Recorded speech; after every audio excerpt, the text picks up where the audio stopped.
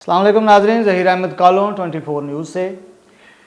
Cricket के मामले पे फिर आज एक बड़ी पेशरफ्त हुई है और इस पेशरफ्त के बाद मैं समझता हूँ कि जो असल मसला है पाकिस्तान क्रिकेट का उसको एड्रेस किया है चेयरमैन पीसीबी ने। और जो एक चेयरमैन कर सकता था क्रिकेट की बेहतरी के लिए वो उन्होंने आज किया है।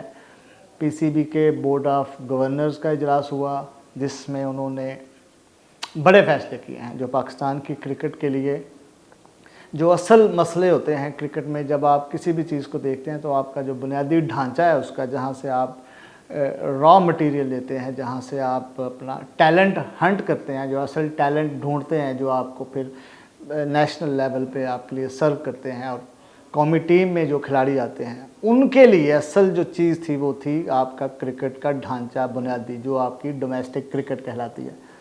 उसके लिए आज चेयरमैन पीसीबी मोहसिन नकवी ने बड़े फ़ैसले किए हैं। और ये ऐसे फ़ैसले थे जिनका जो बहुत पहले हो जाने चाहिए थे, लेकिन शायद फिर भी देर आयद दुरुस्त आयद, क्योंकि यही वो चीज़ें थी, यही वो ग्रास रूट था जहाँ से प्लेयर्स निकल के कौमी टीम में आते हैं और नेशनल टीम में खेलते हैं और पाकिस्तान का नाम रोशन करते हैं। असल मसला ही यहाँ पे था।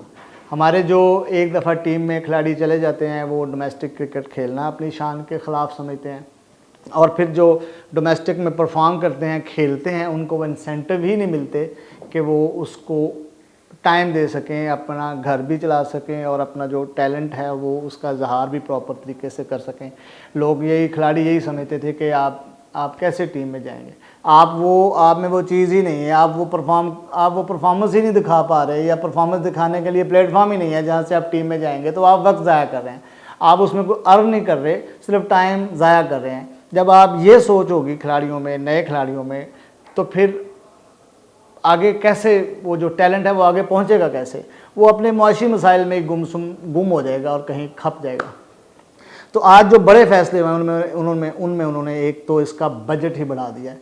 जो डोमेस्टिक पाकिस्तान का स्ट्रक्चर है उसका बजट जो है वो यकमुश्त 3 अरब से बढ़ाकर 4 अरब कर दिया गया है। मतलब 1 अरब का इजाफा कर दिया है। डोमेस्टिक जो बजट है, डोमेस्टिक के लिए जो इन्वेस्टमेंट है, जो अखराजात हैं, उनको 1 अरब बढ़ा दिया गया है। बहुत बड़ा फ़ैसला है। दूसरा जो बड़ा फ़ैसला किया है कि जो डोमेस्टिक खेलते हैं खिलाड़ी, कायदे आज़म ट्रॉफ़ी खेलते हैं, उनके लिए मैच फ़ीस पहले थी सिर्फ 30,000 रुपया, उसको बढ़ा के 1 लाख रुपया मैच फ़ीस कर दिया गया है। मतलब अब खिलाड़ियों का ये फ्यूचर या उनकी जो अर्निंग है उसको सेव कर दिया गया, उनके माशी मसले का हल कर दिया गया कि आप क्रिकेट खेलें, आपके माशी मसाइल हमारे मसाइल हैं। अगर आप में टैलेंट है, आप उस लेवल तक सेलेक्ट होते हैं, कायदे आज़म ट्रॉफ़ी खेलते हैं, तो आपको मैच फ़ीस 30,000 नहीं 1 लाख दी जाएगी। और जो रिज़र्व खिलाड़ी हैं उनको पहले मिलता था 15,000, उसको बढ़ाकर 15,000 से यकमुश्त 50,000 कर दिया गया है। तो आपकी जो स्ट्रेंथ है, बेंच स्ट्रेंथ है, जो वो बैकअप है, उनको भी माली तौर पे सपोर्ट दी गई है। बहुत बड़ा फ़ैसला है, जिससे ज़ाहिर है जो नए क्रिकेटर्स हैं, जो पोटेंशियल जिनमें है, जो डोमेस्टिक खेलते हैं या डोमेस्टिक सर्कल में हैं, उनको बड़ा सहूलत मिलेगी। इससे एक एनर्जी आ जाएगी और वो उनको पता होगा कि हमें पैसे मिलेंगे और हम अपना घर भी चला सकते हैं और अपना टैलेंट जो है वो अपने माशी मसाइल की वजह से ज़ाया नहीं करेंगे। फिर जो PSL है, PSL जो पाकिस्तान का एक ब्रांड है, बहुत बड़ा ब्रांड है, एक लीग है जिसमें इमर्जिंग खिलाड़ी जो है अपना पिछले 5 साल 7 8 साल से हम देख रहे हैं कि PSL बहुत बड़े बड़े नाम दे रही है, जो इंटरनेशनल लेवल पे और नेशनल लेवल पे पाकिस्तान को सर्व कर रहे हैं, और दूसरी लीग्स में भी फिर यहाँ से पाकिस्तान की पहचान बन रहे हैं। तो उसको भी इंतज़ामी और माली तौर पर ख़ुद मुख्तार बना दिया गया है कि PSL का इससे अपना नेशनल क्रिकेट से या PCB से या इससे अब कोई माली या इंतज़ामी लेन देन नहीं होगा। वो एक अलहदा स्ट्रक्चर होगा, अलहदा ढांचा होगा जो अपने माली और इंतज़ामी अमूर ख़ुद देखेगा। बड़ा फ़ैसला है जिससे PSL मज़ीद ग्रो करेगा। PSL 12 जो अब आएगा इसमें आप इस फ़ैसले की वजह से आप देखेंगे कि बहुत सी चीज़ें नई होंगी जो कि क्रिकेट के लिए और पाकिस्तान टीम के लिए बेहतर होंगी। तीसरा, फिर चेयरमैन ने उनको कहा है कि आप जो ग्राउंड्स हैं, स्टेडियम्स हैं, 11 नए स्टेडियम्स जो हैं, 11 नए क्रिकेटिंग वेन्यूज़ अपग्रेड किए जाएं ताकि उनमें नेशनल मैचेस हों, पीएसएल के मैचेस हों, कायद आज़म ट्रॉफ़ी के मैचेस हों, इस लेवल के ग्राउंड जो है स्टेडियम्स को अपडेट किया जाए। उसके लिए उन्होंने 6 अरब से ज़ायद रकम रखी है, मुख्तस की है, जिससे स्टेडियम 11 जो हैं वो उनको अपग्रेड किया जाएगा, आलमी सतह का बनाया जाएगा। स्टेडियम होंगे, क्रिकेट होगी तो ज़ाहिर है टीम में वो टैलेंट आएगा।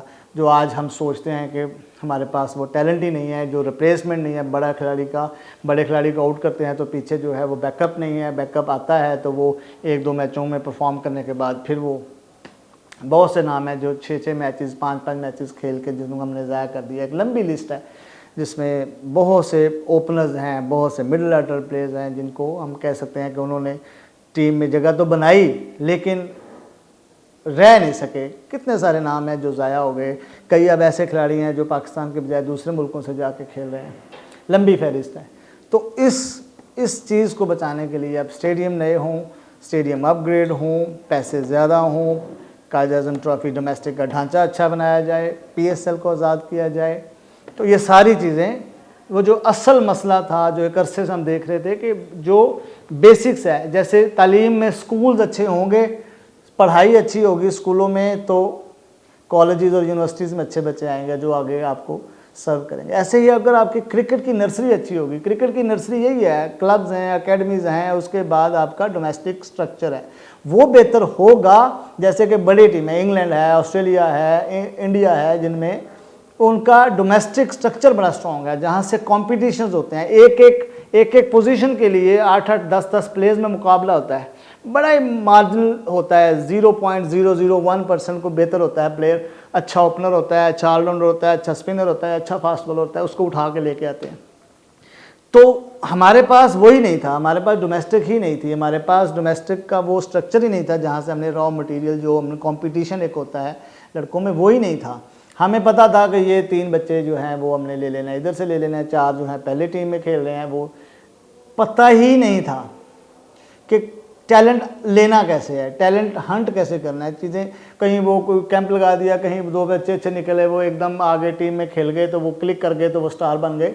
जो बेसिक ढांचा था, जैसे माजी में वसीम अकरम ने 2 मैच खेल दिए, पकड़ लिया, वो टीम में आ गया, वो चल गया और फिर वो सारी उम्र के लिए स्टार बन गया। ऐसे ही बहुत से स्टार हैं जिनको मौके नहीं मिल रहे, जिनको हम डोमेस्टिक में वो जगह नहीं दे पा रहे। कुछ माशी मसाइल हैं, कुछ हमारा इंतज़ामी हालात ही ऐसे हैं कि वहाँ तक खिलाड़ी पहुँच नहीं पाता।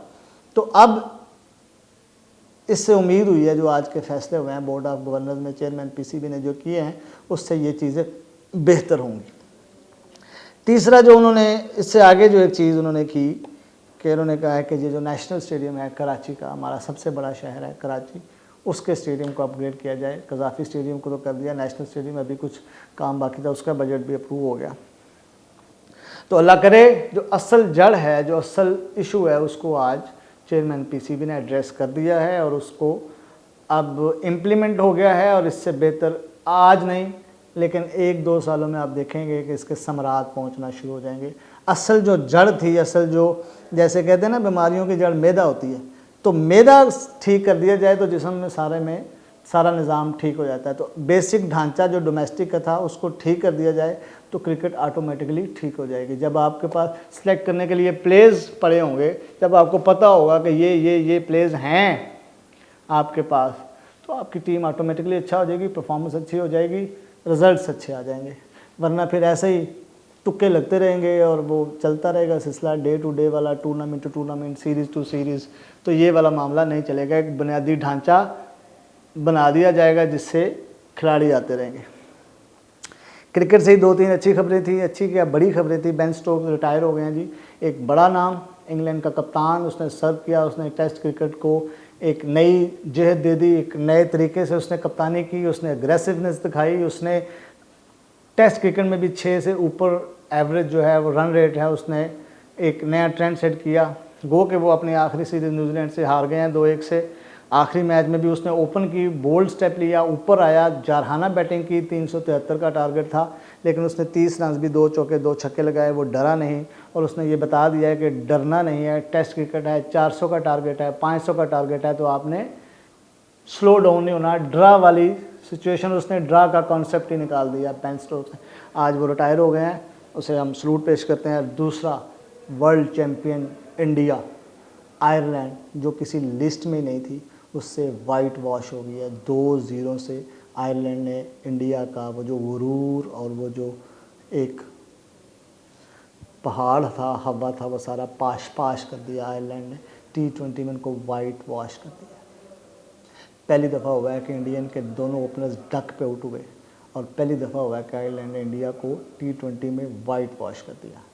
जो उन्होंने वर्ल्ड चैम्पियन थे और उसके बाद अपने कप्तान को बदल दिया, नया कप्तान लेके आए, लेकिन आयरलैंड के हाथों इबरतनाक शिकस्त हुई। अब तक के लिए इतना ही, इंशाल्लाह फिर हाज़िर होंगे। अल्लाह हाफ़िज़।